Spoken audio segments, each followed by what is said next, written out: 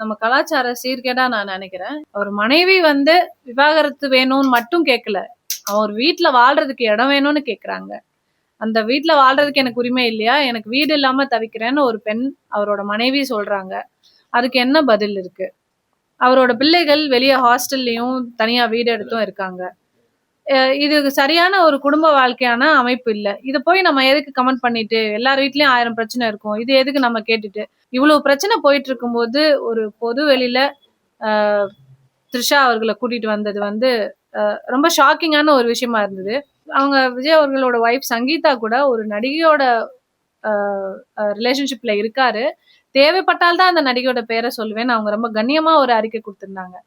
இவ்வளவு பேரும் இவ்வளவு கண்ணியமா நடந்துட்டு இருக்கும்போது, மேடை ஏறி மகளிர் தினத்தன்னைக்கு இவ்வளவு பெண்ணியம் பேசி, கண்ணியம் இல்லாம ஒரு ஒரு ஒரு கல்யாணத்துக்கு த்ரிஷாவையே கூட்டிட்டு வராருன்னு சொன்னா, நாளை இன்னைக்கு சமுதாயம் எப்படி பார்க்கும் இத?